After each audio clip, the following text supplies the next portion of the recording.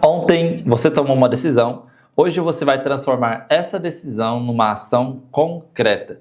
Eu quero te mostrar por que essa distinção ela é importante. Porque muita gente confunde decisão com ação. Ela toma a decisão, sente o alívio e acredita que aquilo já está feito. Mas a decisão sem a ação é simplesmente uma intenção sem uma confirmação real. E o campo do coração fica suspenso. Tiago 2,17. A fé, se não tiver obras, é morta em si mesma. O colapso da realidade tem 3 dimensões que precisam ser alinhadas: pensamento, sentimento e ação. Quando os 3 emitem o mesmo sinal, quando o que você pensa, o que você sente e o que faz estão na mesma direção, o campo do coração atinge coerência máxima. E o universo não tem escolha. Jesus tinha o propósito claro, o pensamento. Ele agradeceu, o sentimento. E então repartiu os pães, ação. Os 3 juntos, um sinal só. Imagina um alto-falante que ele emite 3 frequências diferentes ao mesmo tempo. O som que sai é um ruído, simplesmente barulho. Mas quando os 3 sinais se alinham na mesma frequência, no mesmo comprimento de onda, o som se torna nítido, potente e claro.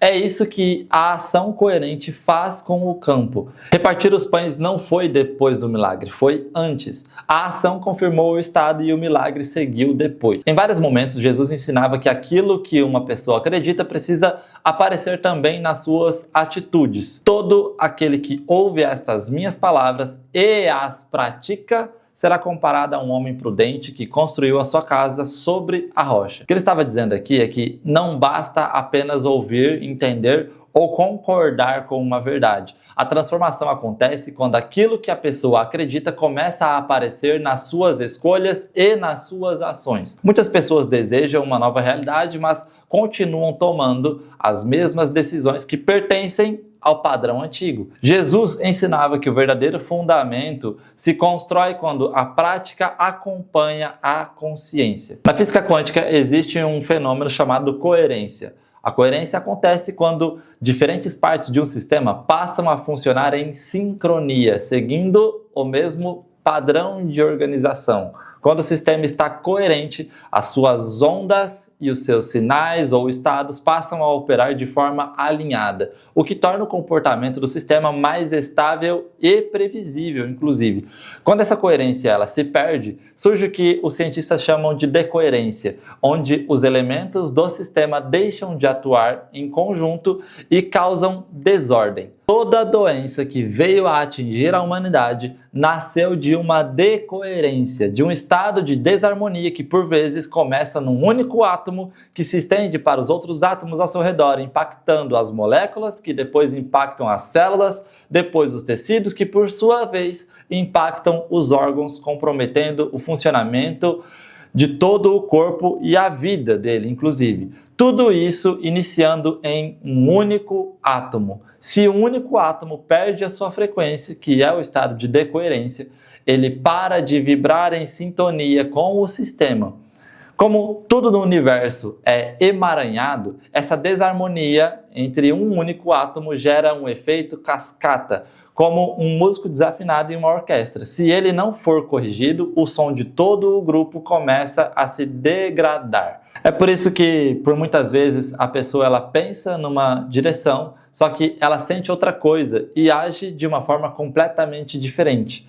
Quando o pensamento, a emoção e a ação eles não estão alinhados, surge um estado de incoerência interna, onde as coisas não batem. Se você quer mudar o seu resultado físico, financeiro ou emocional, você não deve lutar contra o sintoma, o efeito. Você deve voltar à origem e restaurar a harmonia da sua base atômica. A transformação da vida acontece através de pequenas decisões seguidas de pequenas ações. Quando uma pessoa começa a agir de forma coerente com a realidade que deseja viver, ela cria evidências internas de mudança e essas evidências fortalecem a confiança e ajudam a mente a perceber que algo novo está sendo construído. E o exercício de hoje trabalha exatamente esse ponto. Desenvolver coerência entre aquilo que você pensa, entre aquilo que você sente e aquilo que você escolhe fazer, fortalecendo o alinhamento da sua identidade e das suas atitudes também no seu dia a dia. Então pense na decisão de ontem. Qual é uma ação concreta, superior à ação mínima que você fez ontem, que representa essa decisão na prática hoje? Escreva no seu diário: a ação que representa a minha decisão hoje é... e coloque a sua ação concreta. Vou te dar alguns exemplos, tá? Se você decidiu organizar as suas finanças, a sua ação ela pode ser traçar metas, anotar despesas, fazer um planejamento. Se você decidiu melhorar a saúde, caminhar, ajustar um hábito alimentar, mudar um padrão de sono que você tenha. Se você decidiu melhorar o relacionamento, ter uma conversa que você vinha evitando com a pessoa, demonstrar mais presença, resolver alguma situação pendente.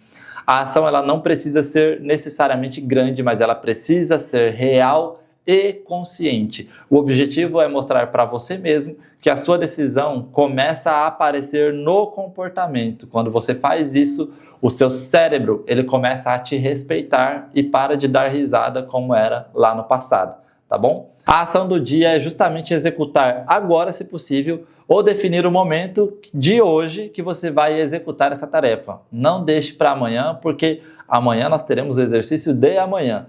E o passo de hoje precisa ser executado hoje. Perfeito? Declaração do seu dia, escreva no diário: eu sou alguém que transforma decisões em ações. Ao finalizar o dia e ter executado a tarefa, faça o check-in e nos vemos amanhã.